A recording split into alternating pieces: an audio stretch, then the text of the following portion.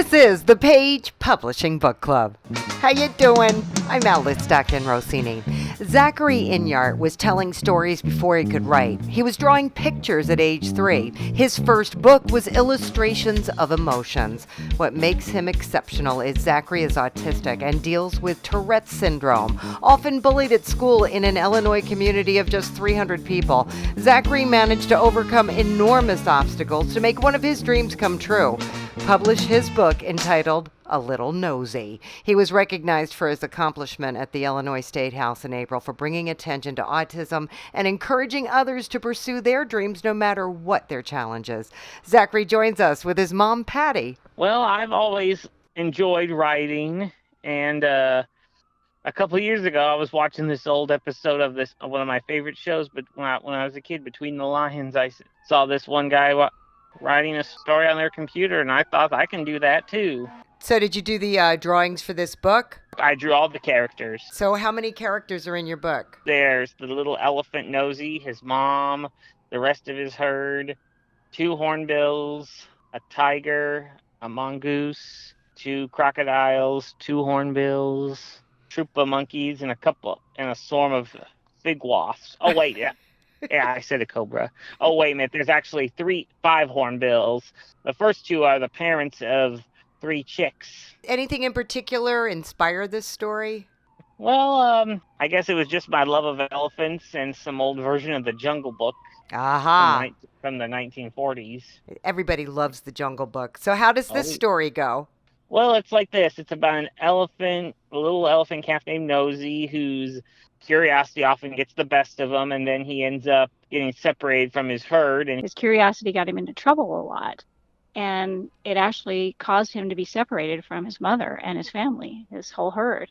And he learned that being curious was actually a positive rather than a negative, because that's really what helped him not only make new friends, but to trust in who he really was, and that is what sent him on his journey home. So the message is? Be who you are. Nice job, Zachary and Mom Patty. So this has been quite a journey, hasn't it?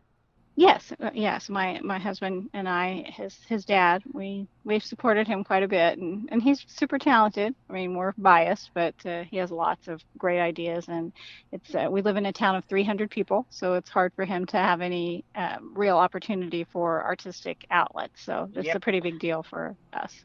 And I guess you're going to keep writing, right, Zachary? Oh, yes. He has lots and lots of ideas, and he comes up with everything on his own. But we kind of help him, like I say, with the structure and anything that needs the business part, dots and the crosses of the T's and that sort of thing. We help him with. And Zachary, I hear you're signing books at the Burger King, where you're a supervisor, right? You're doing book signings? Oh, I posted it on Facebook, and it just went to town with a lot of my friends and stuff.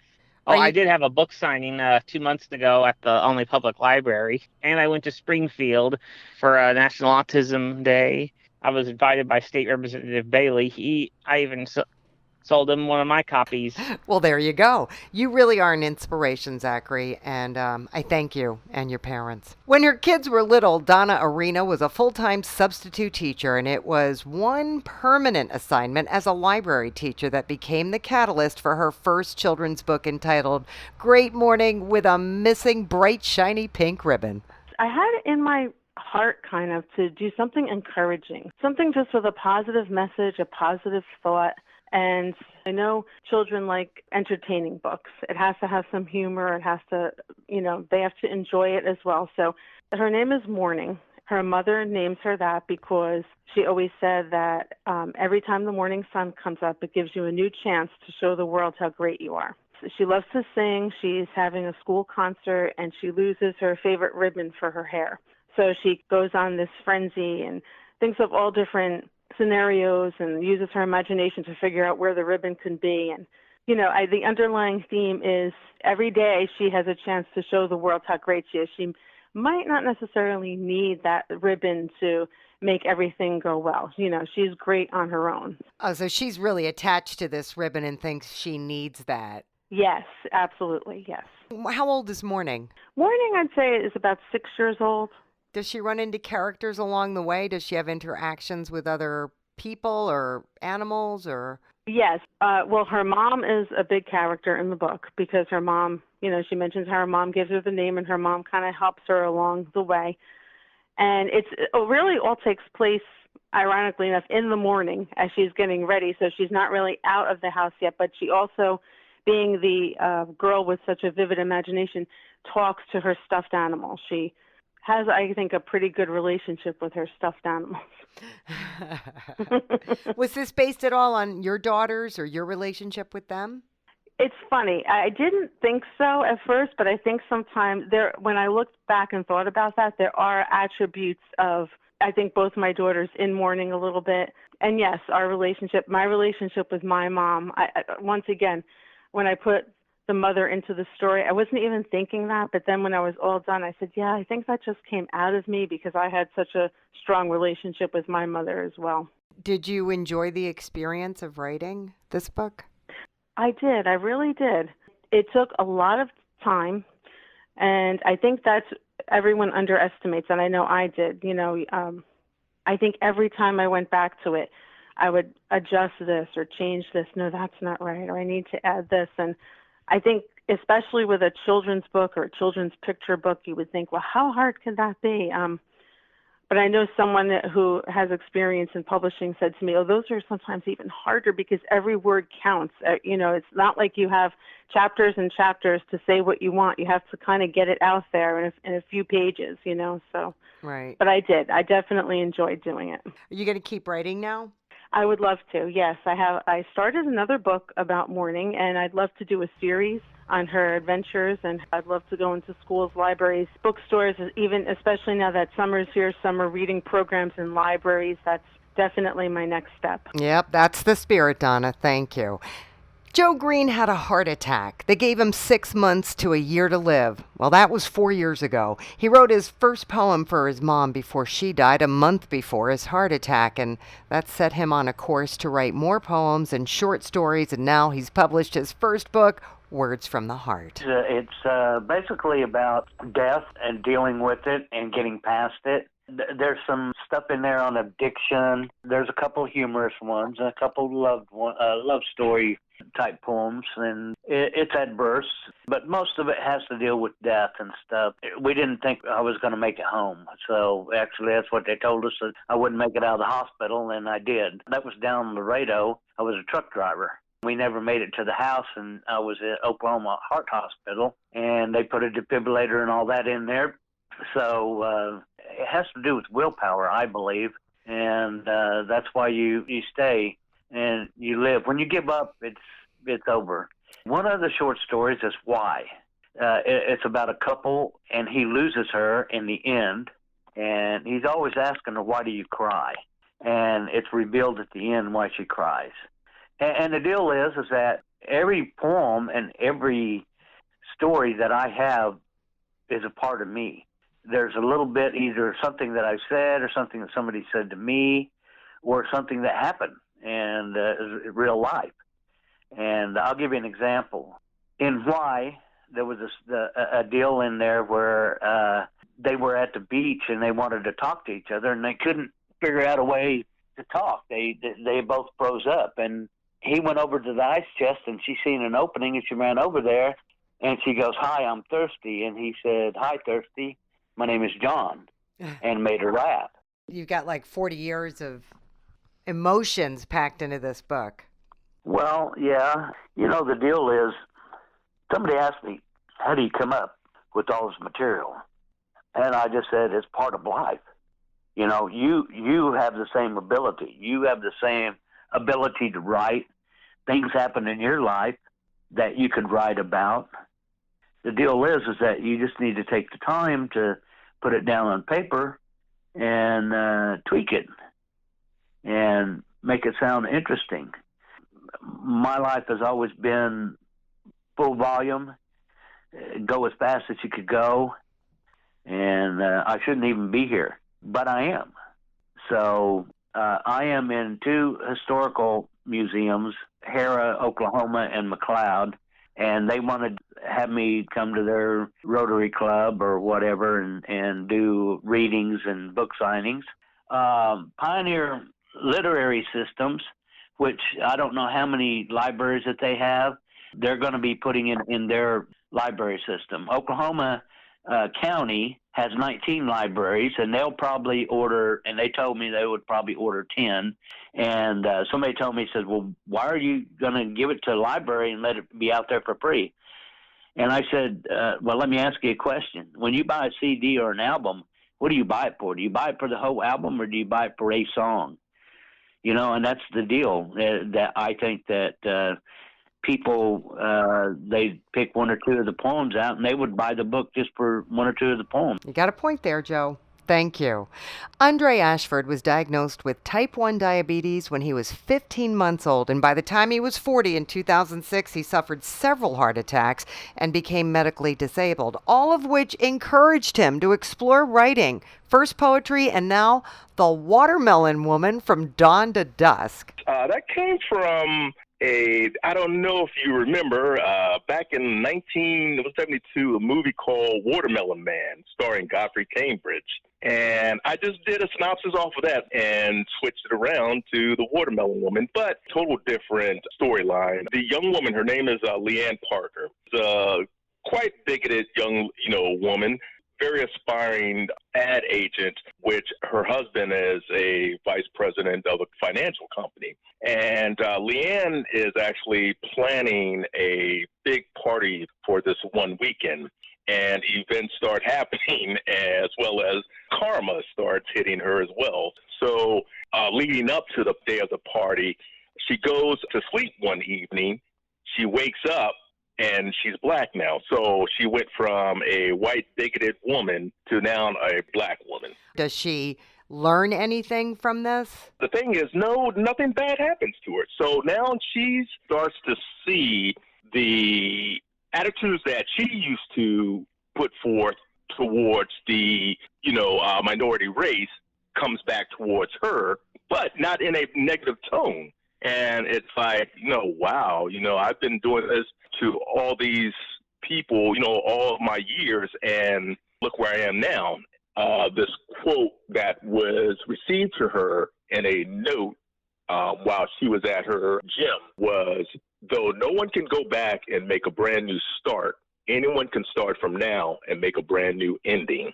So, I'm right now in the process of trying to get in contact with some bookstores to see if I can head up some book signing. I did have some, as we call, ghost readers in the past, read it before I really had it published. And, everyone, they loved the moral of the story, they loved it. So, I guess hopefully it hits the masses and, we'll go from there. Right, Andre, good for you. We got to take a quick break, but we're coming right back. This is the Page Publishing Book Club. Attention all authors. Page Publishing is looking for authors. Have you written a book and want to get it published? Page Publishing will get your book into bookstores and for sale online at Amazon, Apple iTunes, and other outlets. They handle all aspects of the publishing process for you: printing, cover art, publicity, copyright, and editing. Call 800-204-6099 now for your free author submission kit. That's 800-204-6099 for your free author submission kit. We're back on the Page Publishing Book Club. I'm your host, Alice Stockton Rossini. Dr. Darren J. Barlow Sr. was born and raised in Newark, New Jersey, finished high school in Mississippi, and wound up owning restaurants in Arkansas. He's been writing all of his life and got serious about it a few years ago when he decided he had a message to deliver in his book entitled My Covenant Right. I was doing a lot of teaching on debt and finances and giving, and I took my personal account of my life and what happened and how things went forward. So I created the book based on my personal experience with tithing and sowing and following the Lord's plan for our life. God promised us certain things, and I just wanted to make sure that we were able to receive our promises based on what he promised. So if he said some things and he's God, we should be able to fulfill what he said, as long as we're doing our part. Is there a feeling that not everybody believes that? Right. Society blames, why did God allow this? why did God allow that? And really, he didn't allow it. We're free moral agents. We have the right of choice. Then it makes us accountable, you know? So if we follow the plan he's already put in motion for us, then we have to be more accountable for what he said, you know? And that's what the book is about. It's about holding God accountable for what he said. You know, if I do my part, then God, you said you'll do this. For example, he said, bring ye all the tithes and offering to the storehouse, would it be meat in my house? And he said, prove me now.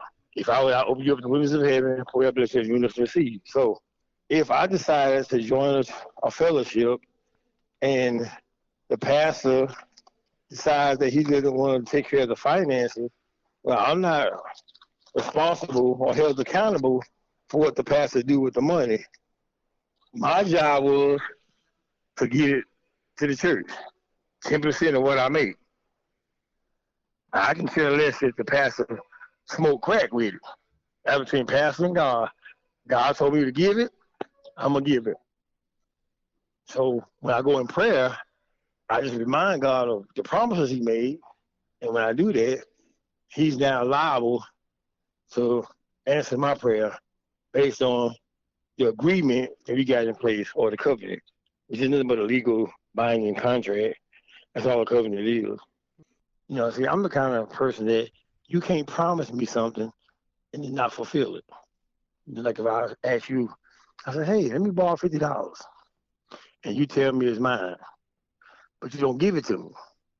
So every day, I remind you what you said. Hey, remember you told me to give $50? That's when I do God. I bombard heaven based on what he said.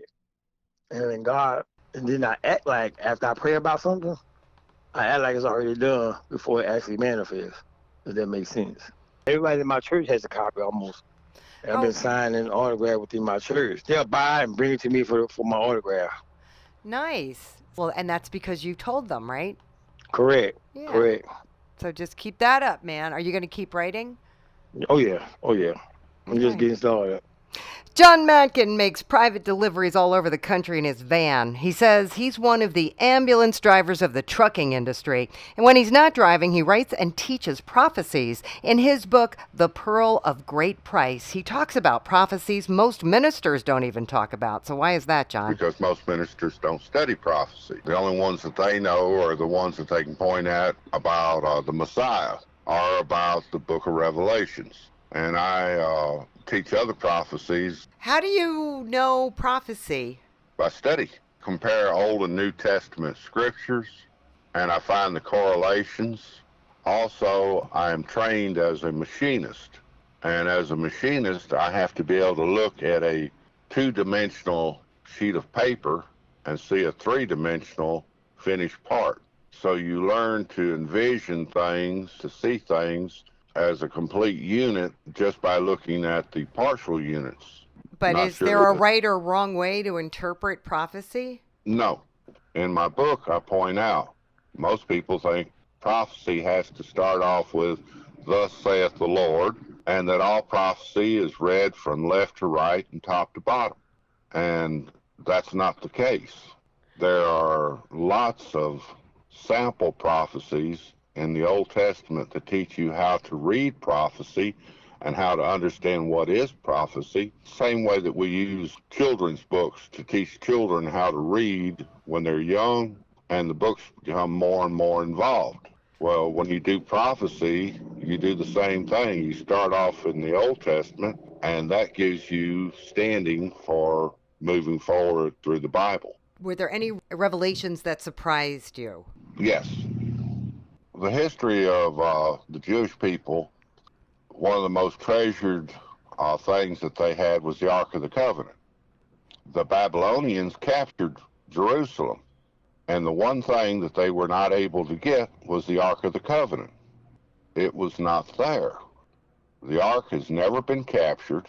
It has never been melted down. The Old Testament states exactly what happened to it. It was never destroyed. It was taken apart, and the various parts were preserved and sent to individuals in each of the 12 tribes that received parts of it. And this is recounted in numerous places in the Old Testament. But unless you know what you're looking for, that doesn't show up as being apparent. We've had billions of people studying for 2,000 years and more, and they don't realize that that's what it means. And I cover all that in the book. Once it does come out, I know that it's going to cause a firestorm of people who will want to denounce it, except everything is documented through Scripture. It's going to be hard for anybody to disprove it because the Scripture backs up everything I've said. Within the next few years, the ark will be returned and be reassembled. And this is one of the next steps in prophecy before what some people call the rapture and the end of time prophecies. Several other prophecies have to happen first. Okay, good to know. The rapture's not going to happen tonight. All right, thank you. If you've got plans for the weekend, enjoy yourself. All right, thank you so much for that. Stuart Gun is a construction worker in Utah who loves art and music and used writing to help him navigate some difficult times in his life. Now he's fulfilled a lifelong dream to publish his book entitled Traces of the Shadow. Well, this book is taken from the real-life events of a turbulent portion of my life, and it took me a long time to recover. So writing this book was sort of a way to honor the past while finding some closure and healing. And in fact, it was very therapeutic. All these events were connected to me meeting a girl and falling in love with her, and then sort of losing the opportunity, I guess. And so because I had kept a journal, I had these things written down, and my journal was actually destroyed in a fire. And I used to love going back and reading the things that I had experienced and sort of reliving some of those things. And because my journal was destroyed, I decided that I was going to just write it all down again, but this time make a story out of it. And we like to think that we have control over a lot of things in our lives, but we really don't. And those things that I thought were certain were not certain at all. And there's lessons along the way that I learned that I think people could benefit from. So one of my friends in this book, my very best friend growing up, he had a major problem with drugs and alcohol. And I was trying to help him. And I brought him into the band to try to keep him away from drugs or whatever. So I put all this effort into trying to make him into something that I thought he could be, and I didn't get out of it what I wanted, which was I thought that he was going to be an amazing front man for the band and a singer and all this other stuff that never came to be. And in fact, it ended up hurting me in the process. Another lesson that I learned is you have to learn to act on certain things. Otherwise, those opportunities pass you by. You know, the tragedy is that he was the best of us and ended up being the worst of us. The essence of the book is about overcoming personal tragedy, you know, not letting the things that happen to us define what our life is going to be like. Right now, I'm working on doing an audio book. I've got a website that I'm building. I've got some book signings that I'm going to be scheduling and trying to get as much exposure that way as I can. Good start, Stuart. Thank you. Alan W. Pease is an IT consultant in Washington State with a vivid imagination. He started a book called The Defender of Babylon 30 years ago when he was in high school, and let's say it's only ripened with age as he's written and rewritten and finally found a publisher who would embrace it. Yes, it's a big book, 150,000 words. That's about 500 pages.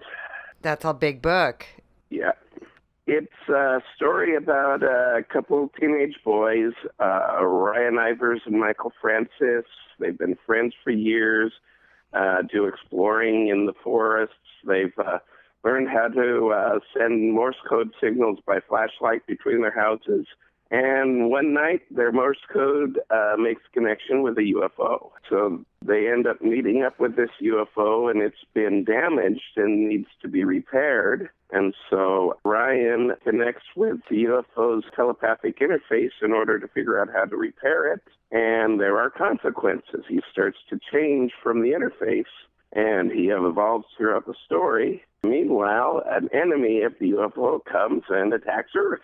There is kind of a theme when I first started this. It was discrimination and prejudice, and it focuses a lot on age discrimination. Some of the other discrimination as well. You know, two teenage boys know that the Earth is about to be attacked and trying to get people to listen to them. It's a sci-fi written for a young adult audience. This is a completely different book than the one I wrote 30 years ago. It's kind of a rewrite based on the same outline. And there is a sequel that's almost finished and a couple other books I've been working on as well. Okay, so you just decided it's time to start getting published. Yes. And now you've written a sequel. Yes, a sequel which is probably about 90% done now. Is that also 500 pages or 500,000 pages or whatever? Yeah, it's about the same size, yes. They're interested in publishing that one when it's finished. What would be the greatest thing that could happen for this book? The greatest thing, a lot of people buy it and read it and like it. Not a movie? It would make a good movie. Yes. Well, stay tuned, as they say. Thank you so much, Alan, and thanks to all of our authors for joining us this evening. That is a wrap for this edition of the Page Publishing Book Club. Thanks for being with us. And if you missed anything, just go to 710WOR.com and download the podcast. I'm Alice Stockton Rossini.